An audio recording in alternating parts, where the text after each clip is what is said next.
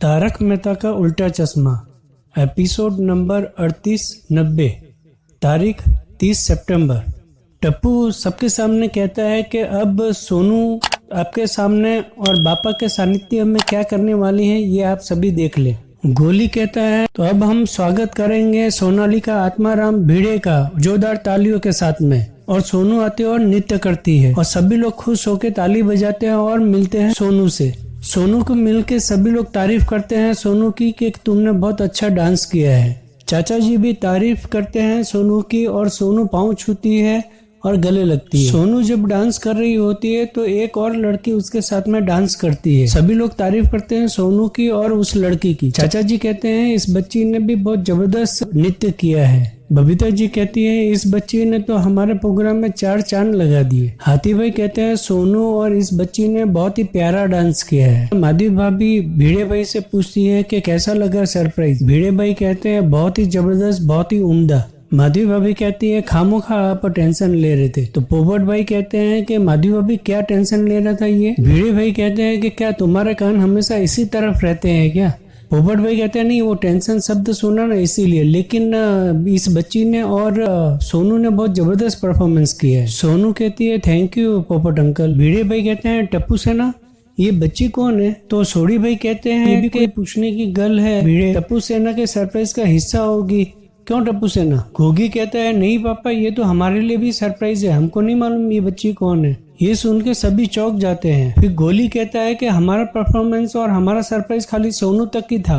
टप्पू कहता है कि हमें नहीं पता कि ये कौन है। माधवी भाभी कहती है कि सोनू के साथ में डांस किया ना तो किसी को पता नहीं है कि ये कौन है। भिड़े भाई कहते हैं कि कमाल है ना कि यहाँ पे आके सोनू के साथ में नृत्य करती है, परफॉर्मेंस करती है और किसकी बेटी है, कहाँ से आई है, किसी को नहीं मालूम। तभी एक आदमी कहता है कि ये बेटी मेरी है और उसका परिवार भी वहीं पे होता है। उस बच्चे की माँ कहती है कि ये हमारी बेटी है, नाम इसका भक्ति है। भक्ति के पापा कहते हैं कि हम लोग यहाँ पे गणपति बापा के दर्शन करने आए थे। मेरी बेटी को गोकुलधाम सोसाइटी के गणपति बापा में बहुत ही श्रद्धा है और हम लोग हर साल यहाँ पे गणपति बापा के दर्शन के लिए आते हैं। भक्ति की माँ कहती है कि जब देखा इसने कि यहाँ पे ये नृत्य कर रही है तो इसके कदम ठहर नहीं सके और ये साथ में नृत्य करने लगी। भक्ति के पापा कहते हैं कि माफ कर दीजिए हम लोगों को, मेरे परिवार की वजह से आपके प्रोग्राम में तकलीफ हुई। सभी लोग कहते हैं नहीं नहीं ऐसे कोई बात नहीं है। सोनू कहती है नहीं नहीं अंकल भक्ति ने तो बहुत ही जबरदस्त डांस किया है। भक्ति कहती है धन्यवाद कि मैंने जो भी किया गणपति बापा के लिए किया और उनके आशीर्वाद से किया। मेहता साहब कहते हैं कि आप लोग कौन हैं और कहां से आए हैं। भक्ति के पापा कुछ बोले तब तक कोई ढोल नगाड़ा बजाते हुए गोकुलधाम सोसाइटी के अंदर आते हैं। पोपट भाई कहते हैं कि अब ये कौन आ गया। सभी लोग देखते हैं कि डेंजर भाई अंदर आ रहे हैं। ये देख के भिड़े भाई घबरा जाते हैं, ये वापस डेंजर भाई आ गए। यहाँ पे सभी के होश उड़ जाते हैं। डेंजर मणि गणपति बापा के हाथ जोड़ते हैं। चंपक चाचा कहते हैं कि ये आया है यहाँ पे, लेकिन सभी के चेहरे के रंग उड़ चुके होते हैं। पोपट भाई कहते हैं डेंजर भाई आपका स्वागत है गोकुलधाम सोसाइटी में, लेकिन इस बार आपको इंजेक्शन लेके तो नहीं आए ना। चंपक चाचा जी ये सुन के थोड़ा और घबरा जाते हैं। डेंजर भाई कहते हैं कि मैं इस बार इंजेक्शन नहीं कुछ और उससे बड़ा लेके आया हूँ। वापस ढोल नगाड़े बजते हैं और फिर पीछे से आते हैं चिंतामणि। भिड़े भाई कहते हैं ओहो ये भी आए हैं यहाँ पे। हाथी भाई कहते हैं चिंतामणि जी आप। चिंतामणि जी कहते हैं हाँ मैं। पोपट भाई कहते हैं कि डेंजर भाई अभी तक आपने बताया नहीं है क्या लेके आए हैं। चिंतामणि जी कहते हैं गणपति बापा को कलम बहुत ज्यादा प्रिय है। गणपति बापा ने वेद व्यास की रचना महाभारत को लिखा था और वेद व्यास जी ने 18 पुराणों की रचना की थी और उन सभी पुराणों को गणपति बापा ने ही ग्रंथस्थ किया था। और गणपति बापा बुद्धि और ज्ञान के भी देवता हैं। फिर डेंजर भाई कहते हैं कि इसीलिए हम आप सभी के लिए कलम लेके आए हैं। डेंजर भाई चिंतामणि को इशारा करते हैं और चिंतामणि सभी को ये उपहार देते हैं। अय्यर भाई कहते हैं कि आपने बहुत ही जबरदस्त गिफ्ट दी है। डेंजर भाई और चिंतामणि दोनों खुश हो जाते हैं। मेहता साहब कहते हैं कि आपने बहुत ही बढ़िया उपहार दिया है। एक लेखक होने के नाते मेरे लिए तो ये बहुत ही उपयोगी है। डेंजर भाई कहते हैं कि मुझे बहुत ही खुशी हुई कि ये उपहार आपको पसंद आया। चिंतामणि जी कहते हैं डॉक्टर हाथी से कि और सुनाइए डॉक्टर हाथी आप कैसे हैं। हाथी भाई कहते हैं कि मैं एकदम ठीक हूँ, आप सुनाइए। चिंतामणि कहते हैं कि मैं ठीक नहीं हूँ। हाथी भाई घबरा जाते हैं। चिंतामणि कहते हैं कि मेरे अंदर कुछ हो रहा है। चंपक चाचा कहते हैं इसको तो फिर कुछ होने लगा।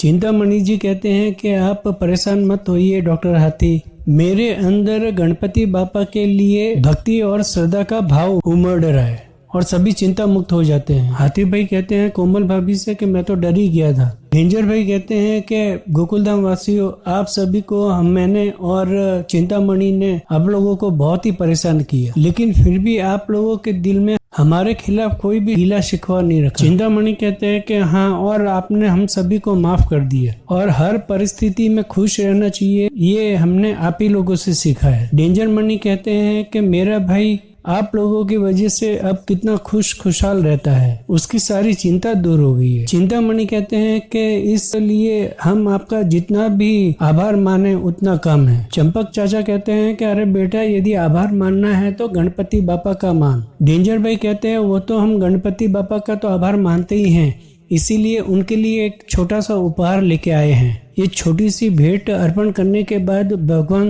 गणपति बापा से प्रार्थना करूंगा कि आप सभी पे हमेशा कृपा बनाए रखे।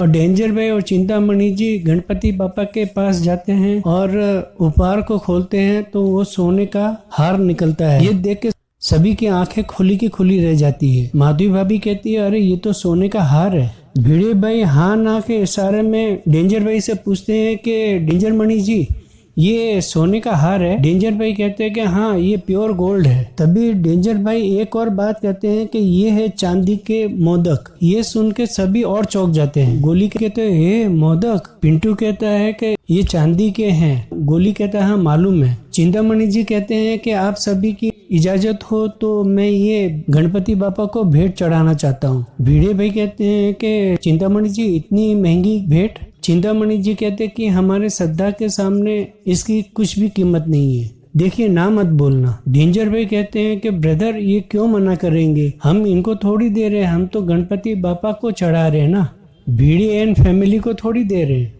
और भेंट चढ़ाने के बाद में गणपति बापा मोरिया बोलते हैं। चिंतामणि जी कहते हैं कि आज के दिन तो नाचना बनता है। भिड़े भाई कहता है हाँ जरूर। और फिर ढोल नगाड़े बजने चालू होते हैं और सभी नाचने लगते हैं। चिंतामणि जी कहते हैं कि आप सभी लोगों का बहुत बहुत धन्यवाद, आप लोगों से मिलके बहुत अच्छा लगा। और फिर कहते हैं कि अब हमें जाने की इजाजत दीजिए। डेंजर भाई कहते हैं कि एक और गुजारिश है आप सभी से, हर साल गणपति बापा को ये हार पहनाना और मोदक चढ़ाना। भिड़े भाई कहते हैं कि हम आपकी भावनाओं को समझ सकते हैं, लेकिन आपने इतनी कीमती भेंट चढ़ाई है तो अब हम इसको संभालेंगे कैसे। हाथी भाई कहते हैं इससे तो हमारी जिम्मेदारी और बढ़ गई है। डेंजर भाई कहते हैं आप लोगों को चिंता करने की जरूरत नहीं है, आप लोगों को मालूम नहीं है कि मेरा काम क्या है, और कहो तो मैं अपनी पूरी फौज यहाँ पे लाके खड़ी कर दूं। भिड़े भाई कहते हैं नहीं ऐसी उसकी जरूरत नहीं है, हम लोग संभाल लेंगे। सोडी भाई कहते हैं ओ डेंजर भाई आप चिंता ना करें, मेरे होते हुए आपको कोई चिंता करने की जरूरत नहीं है। डेंजर भाई कहते हैं मेरी तो बस गणपति बापा से एक ही प्रार्थना है कि आप लोगों को सभी को खुश रखे। डेंजर भाई और चिंतामणि फिर आगे लेके रवाना हो जाते हैं। मेहता साहब बोलने जाते हैं कि ये सोने की चैन और मोदक।